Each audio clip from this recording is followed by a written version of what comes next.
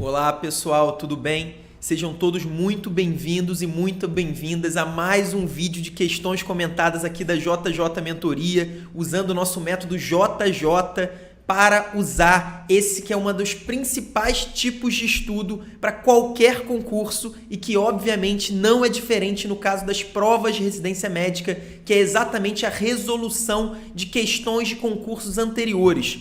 Para quem ainda não viu, eu recomendo fortemente que você assista agora mesmo ao nosso primeiro vídeo de questões comentadas lá no nosso canal no YouTube, no canal do YouTube da JJ Mentoria. Nesse vídeo a gente detalha como usar as questões antigas da melhor maneira, quais são os 3 pontos essenciais que as questões vão ser fundamentais para a gente evoluir na nossa preparação e chegar com a maior chance de ter um bom desempenho na hora da prova de residência. Então entra lá nesse vídeo 1.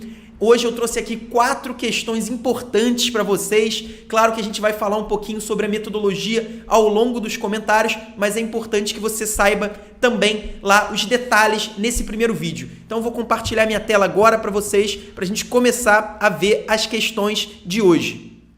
Bom, pessoal, essa é a primeira questão de hoje, uma questão sobre sangramento vaginal, que também tem algo a ver com a oncologia ginecológica, uma questão do Hospital Alvorada de São Paulo, uma questão trazendo um quadro clínico clássico e é o primeiro ponto que eu quero que vocês prestem muito atenção. É uma paciente de 60 anos, uma paciente mulher de 60 anos, hipertensa e diabética, mas o sintoma fundamental aqui dela é esse. Ela está queixando de sangramento vaginal há 5 dias. Então, o primeiro CCQ, que é o conteúdo-chave para a questão, então aquele ponto fundamental do assunto que vai fazer você ter a direção certa para acertar essa questão é você saber que toda mulher pós-menopausa que apresente sangramento vaginal é um problema e a gente precisa de investigação. Então isso é muito importante, a gente nunca pode deixar passar um caso de uma mulher no período pós-menopausa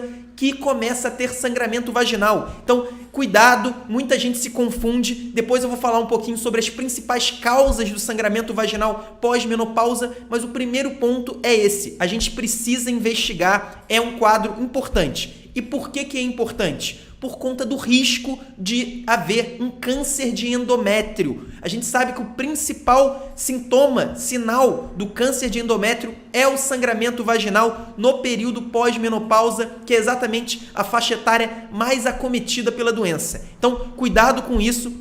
O câncer de endométrio é a nossa principal preocupação em mulheres no período pós-menopausa que começam a ter sangramento vaginal. Mas eu falei que o câncer de endométrio é a nossa principal preocupação. Mas qual é o principal diagnóstico, o diagnóstico mais comum em pacientes que estão tendo sangramento no período pós-menopausa?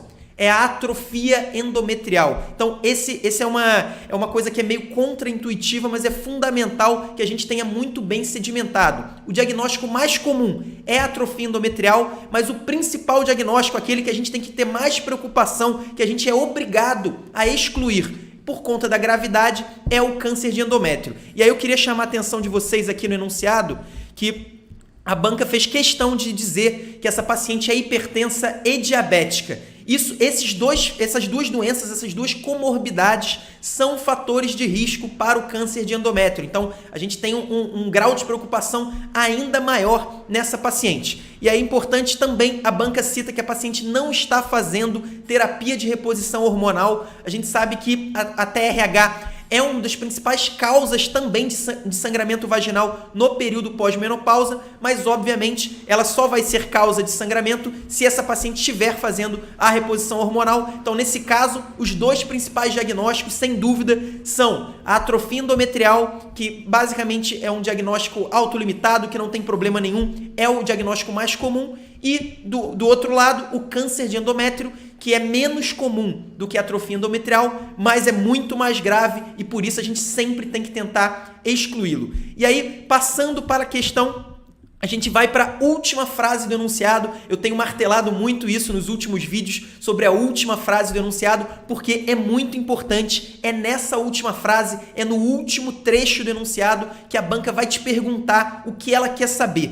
Isso é fundamental, vocês vão ver aqui nessa questão como isso pode mudar Às vezes, com uma palavra, se a gente passar batido, a gente vai acabar errando uma questão, mesmo sabendo do conteúdo dela. Então, a banca está perguntando, diante do caso clínico, qual o exame padrão ouro da literatura para investigação diagnóstica. Olha que palavra importante aqui, padrão ouro. Então, a banca quer saber qual é o padrão ouro. Por que isso é importante? Se a banca quisesse saber qual é o próximo exame, qual é o primeiro exame complementar a ser solicitado, a resposta seria ultrassonografia endovaginal ou transvaginal, porque normalmente quando uma mulher no pós-menopausa começa a ter sangramento vaginal, o primeiro exame que a gente usa é a ultrassonografia. E aí, dependendo do resultado da ultrassonografia, no caso, se o endométrio estiver espessado, aí sim a gente parte para o segundo exame, e esse exame sim é o padrão ouro, que é exatamente o que a banca do Hospital Alvorada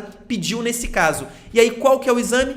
É a histeroscopia. Então, a gente vai fazer um exame de visualização direta da cavidade uterina, da cavidade endometrial. Se a gente encontrar alguma lesão suspeita, se o médico que estiver fazendo o exame encontrar alguma lesão suspeita, aí sim a gente vai fazer uma biópsia, vai enviar para o histopatológico e o patologista vai dizer é câncer ou não é uma hiperplasia endometrial, qual que é o diagnóstico exato. Então tomem muito cuidado, uma questão que traz alguns CCQs importantes, o principal deles, você saber que toda paciente no pós-menopausa que apresenta sangramento vaginal, a gente é obrigado a excluir o câncer de endométrio. O primeiro exame normalmente é a ultrassonografia e a gente vai solicitar a histeroscopia caso o endométrio esteja espessado. E aí a histeroscopia é o padrão ouro, é um exame de visualização direta, a gente consegue encontrar a lesão suspeita, se houver, fazer a biópsia e ter certeza do diagnóstico. Lembrando que a curetagem pode ser usada em casos quando a gente não tem acesso à histeroscopia, a gente pode usar a curetagem também para tirar tecido e mandar para o histopatológico, mas atualmente não é o exame ideal, o padrão ouro é a histeroscopia, então uma questão importante, mais uma vez eu reforço, é fundamental prestar muita atenção no que a banca está pedindo, cuidado para não errar questões que vocês sabem, vocês conhecem, e essa é a pior coisa. É muito melhor a gente errar uma questão muito difícil, que a gente não tinha a menor ideia e que os nossos concorrentes provavelmente também terão muitas dificuldades, do que errar uma questão como essa, simplesmente porque pulou o pedido da banca, que era o padrão ouro. Então vamos continuar agora para a segunda questão, uma questão sobre epilepsia. Esse é um tema importante, por quê? Porque, na verdade, é um tema importantíssimo na prática médica. A gente sabe que a gente tem contato com muita frequência com pacientes com epilepsia, convulsões, mas nas provas de residência não é um dos temas que mais são cobrados em prova. Isso é importante porque isso ocorre demais. Alguns temas que a gente está acostumado a estudar com muito afinco na faculdade não são tão lembrados assim pelas bancas. E aí, um recado fundamental sobre essa questão. A gente vai ver aqui, vocês podem ler que é uma questão difícil, uma questão específica, e esse fato de ser uma questão difícil, específica e sobre um tema que é pouco cobrado, torna essa questão uma questão de peso menor na prova de residência. Exatamente pelo que eu acabei de falar lá na questão sobre sangramento vaginal. Se você erra uma questão como essa, provavelmente a grande maioria dos seus concorrentes também irão errar. Por quê? Porque é uma questão muito difícil, muito específica, e isso a gente pode até estudar a fundo epilepsia e saber todos os tipos de epilepsia, todos os remédios, é uma questão sobre farmacologia da epilepsia, a gente pode fazer isso. Mas sabe qual que é o problema dessa técnica? Qual o problema dessa ideia? É que é impossível a gente estudar a fundo todos os temas da medicina. Isso é inviável, a gente não consegue, e mesmo que a gente consiga estudar, se desdobrar para estudar tudo com profundidade, muito provavelmente, eu garanto a você, você vai esquecer boa parte do que você estudou. Então, essa é uma questão que é uma certa pegadinha, é uma questão que se a gente errar, a gente tem alguns CCQs que eu vou falar aqui nesse comentário, mas um erro numa questão como essa não tem o mesmo peso do que o erro na primeira questão que eu falei sobre sangramento vaginal. Isso é importante, isso é um conceito que pode aumentar demais a sua produtividade estudando com questões. Então vocês têm que dar o peso devido a cada tipo de questão. essa é uma questão que quem acerta esse tipo de questão, quem está acertando todas as questões fáceis e médias e ainda acerta uma questão como essa, provavelmente essa pessoa vai ficar com os primeiros lugares nas classificações das provas mais concorridas do Brasil. Então, vamos dar uma olhada na questão, já que eu falei que é uma questão difícil.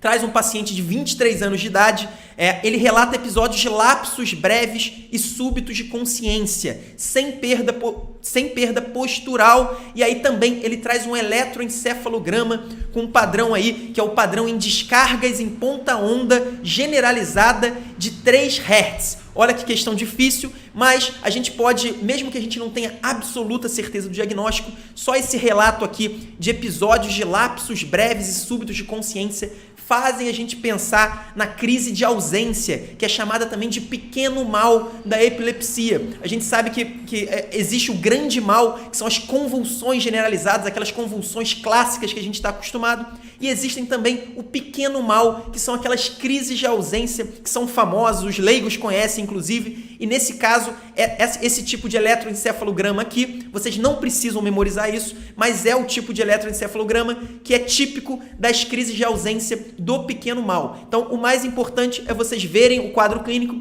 e tentarem associar com o pequeno mal com a crise de ausência. E aí a banca, mais uma vez, ela cita algumas drogas, alguns remédios nas opções de resposta e ela quer saber a menos indicada. Cuidado, gente, prestem sempre atenção no último trecho do enunciado. A banca está pedindo a menos indicada. A grande maioria das pessoas ficam perdidas aqui, porque realmente é uma questão difícil, mas eu vou propor alguns CCQs para vocês memorizarem. O primeiro deles, esse remédio aqui, a etosuximida, é a primeira escolha no caso de crise de ausência. Então tentem memorizar isso, que é um CCQ que pode ser cobrado em outras provas, muita gente não vai saber e você vai acabar acertando praticamente sozinho uma questão. Então a primeira escolha para as crises de ausência é exatamente o etosuximida. Então, como a banca está pedindo a menos indicada, não vai ser o caso. Em segundo lugar, outro CCQ, esse é ainda mais importante, o ácido valproico da letra A é o anticonvulsivante coringa. O que significa isso? Sempre que cair na prova, qualquer tipo de epilepsia, o ácido valproico ou valproato, como pode ser chamado também, pode ser indicado. Então, o ácido valproico funciona para grande mal, pequeno mal, crises parciais, crises generalizadas. Então, qualquer tipo de epilepsia, se você ficar na dúvida, se a banca pedir, ao invés de assinalar a menos indicada, assinalar alguma droga indicada e tiver o ácido valproico em qualquer quadro de epilepsia, a gente muito provavelmente vai optar pelo valproato. Então, lembrem disso também, o ácido valproico é um coringa dos anticonvulsivantes. E aí, esses são os dois principais CCQs da questão, mas só para a gente responder outros CCQs, esses são muito mais específicos e eu não me preocuparia tanto em memorizar, mas de qualquer jeito, a primeira escolha é o etosuximida, a segunda escolha é o ácido valproico e esse remédio aqui, a lamotrigina, é o remédio indicado para gestantes. Então, é o único desses remédios da crise de ausência que não tem efeito teratogênico comprovado. Então, a gente prefere usar a lamotrigina, apesar de ainda não ter estudos 100% comprovando a segurança, mas é a melhor opção para a crise de ausência na gestação. Além disso, o clonazepam é um benzodiazepínico e os benzodiazepínicos podem ser usados nas crises de ausência refratárias. Então, é mais uma opção de remédio para as crises de ausência. Por fim, a gente fica com a gabapentina, que, sem dúvida nenhuma, dentre essas opções aí, é a menos indicada para casos de crises de ausência. Na verdade, a gabapentina, assim como outros anticonvulsivantes importantes, podem até piorar o quadro da crise de ausência. Então, cuidado com isso. A gabapentina, isso ocorre também com a carbamazepina. A gente não deve usar em pacientes com pequeno mal. São anticonvulsivantes importantes para outros quadros, principalmente para as grandes crises, o grande mal, né, que são as crises generalizadas. Mas cuidado com isso. A gabapentina é a menos indicada. Uma questão difícil, mas que você consegue pelo menos pescar alguns CCQs para, mesmo que você não tenha certeza da resposta, você consegue dar um chute mais direcionado. Isso é fundamental, pessoal. Nem sempre a gente vai saber ter certeza de todas as questões. Se a gente tiver certeza de mais ou menos 60, 70 questões na prova, muito provavelmente a gente vai tirar acima de 80% e vai ter uma enorme chance de ser classificado. Então, muitas vezes em questões difíceis como essa, o mais importante é a gente conseguir excluir algumas opções e dar um chute mais direcionado. Nesse caso, o chute certeiro seria a gabapentina. Agora, continuando, vamos para mais uma questão importante. Esse sim, ao contrário da epilepsia, é um tema importantíssimo para as provas de residência. O tema de hérnias, muito comum na prova de cirurgia geral, também costuma cair com grande frequência na prova de pediatria. Então, um tema de relevância enorme e que vocês não podem deixar de saber os principais conceitos. E aí, essa é uma questão do SUS São Paulo que trouxe alguns conceitos importantíssimos, alguns CCQs sobre o tratamento da hérnia. A gente sabe que, primeiro, paciente de 42 anos tem uma hérnia inguinal direita, redutível a 3 anos. Então, ele tinha uma hérnia inguinal direita, então do lado direito, normalmente uma hérnia inguinal, a gente já vai programar a cirurgia. Então, mesmo que seja redutível, como era o caso aqui nos últimos 3 anos, o ideal, se o paciente não tiver contraindicação à cirurgia, se não for um risco cirúrgico proibitivo, é a gente programar a cirurgia eletiva para a correção da hérnia. Mas nesse caso, o nosso paciente não fez isso, eu não sei se ele procurou o atendimento médico, mas fato é que ele chegou ao pronto-socorro com a hérnia encarcerada às 7 horas. Então, uma hérnia não redutível, esse já é uma conduta de emergência, de urgência, né? Já é um quadro de urgência e aí sim a gente vai precisar intervir. Então, vamos continuar o enunciado. Primeiro falando que a hérnia inguinal direita estava encarcerada realmente, paciente com hiperemia e muita dor local. Então, presta atenção nisso aqui que é fundamental. Sempre que houver uma hérnia inguinal encarcerada, os principais pontos que você vai prestar atenção no enunciado é isso aqui: ausência ou presença de hiperemia e muita dor local. Por quê? Se o paciente não tiver hiperemia e não tiver muita dor local, sinal de irritação peritoneal, significa que é apenas uma hérnia encarcerada, mas não é uma hérnia estrangulada. Qual que é a diferença de um quadro para outro? A hérnia encarcerada nada mais é do que uma hérnia que a gente não consegue reduzir. Já a hérnia estrangulada é uma hérnia em que tem sofrimento tecidual. Então, se houver, por exemplo, uma alça de intestino, essa alça pode estar necrosada, pode ter sofrimento vascular nessa alça e isso vai modificar completamente a conduta. Então, nesse caso, o nosso paciente que já está com a hérnia encarcerada há 7 horas, então já é um período longo, acima de 6 horas, a gente já considera uma hérnia com risco importante de estrangulamento, além do encarceramento que a gente já fez o diagnóstico.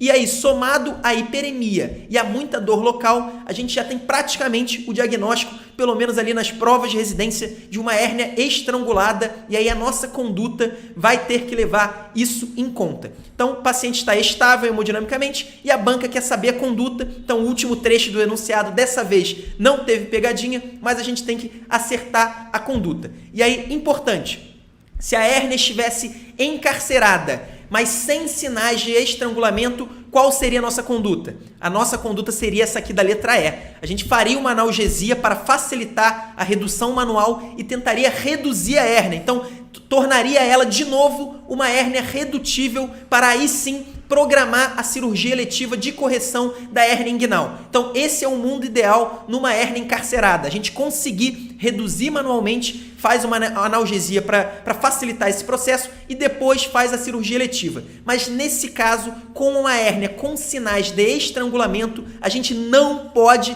reduzir o saco herniário.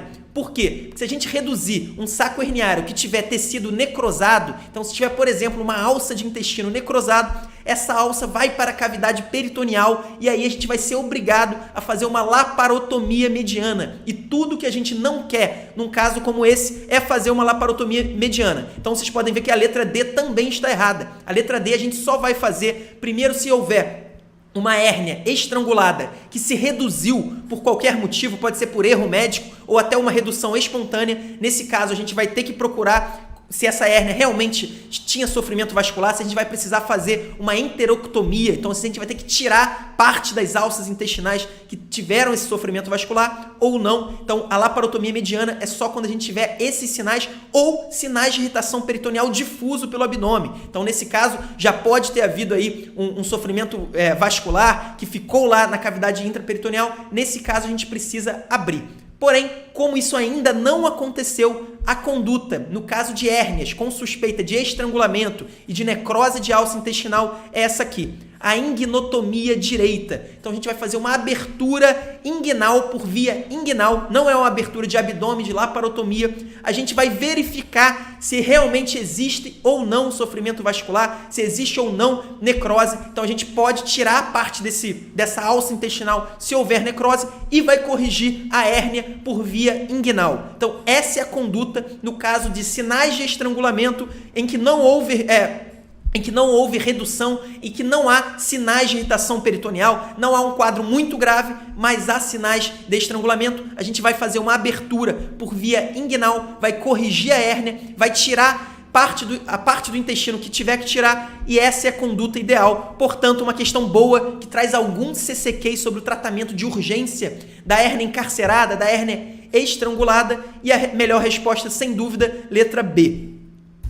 Agora vamos continuar para a última questão de hoje, uma questão sobre cardiopatias congênitas. E aí, fazendo um paralelo com o assunto de epilepsia, as cardiopatias congênitas também é um assunto difícil, assim como a epilepsia, um assunto que pouca gente sabe, mas, ao contrário de epilepsia, é um assunto mais frequente nas provas de residência. Então, a gente tem que ficar mais atento. É um assunto que, apesar de difícil, vale a pena a gente estudar, porque provavelmente vai dar pontos e vai dar pontos valiosos na hora da prova. Por quê? Porque quase todo mundo vai errar. Realmente é um assunto mais específico que a maioria das pessoas tem medo, mas não tem muito mistério. Então, essa é uma questão do Hospital Albert Einstein de São Paulo. Ele pergunta: a cardiopatia congênita cianogênica mais frequente no período neonatal é... Depois eu vou voltar nas partes fundamentais do enunciado, mas o mais importante é o seguinte: qual é a cardiopatia congênita mais comum na infância?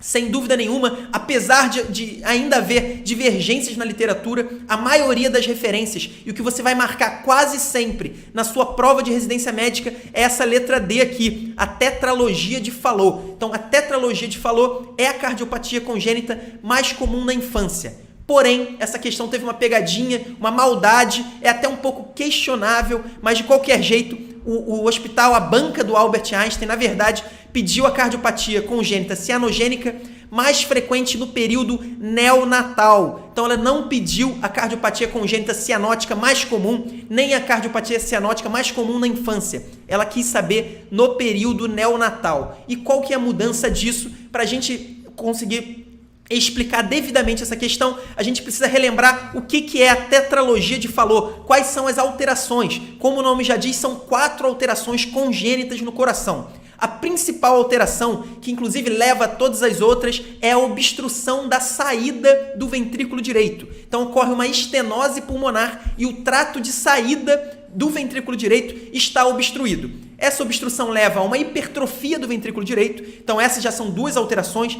a obstrução da saída do ventrículo direito e a hipertrofia desse mesmo ventrículo. Além disso, existe uma comunicação interventricular, existe uma CIV comunicando o ventrículo direito com o ventrículo esquerdo e, por fim, existe uma destroposição da artéria aorta. Então a aorta fica mais para a direita, ao contrário do que ocorre normalmente. E aí, se você for pensar na fisiopatologia da doença, todas as alterações são originadas exatamente pela pela obstrução do trato de saída do ventrículo direito, então pela estenose pulmonar. E aí, na evolução da doença, existe um ponto fundamental que você precisa entender até para você compreender melhor o quadro clínico da doença. Sabe por quê? Que a tetralogia de Fallot não costuma causar cianose no período neonatal, como diz o enunciado. Ela só costuma causar cianose após o 1º e 2º ano de vida. Não é no período neonatal, nos primeiros 28 dias de vida, que é como normalmente a gente chama o período neonatal. Sabe por quê? Porque o que gera essa obstrução, essa estenose pulmonar, é um desvio de septo.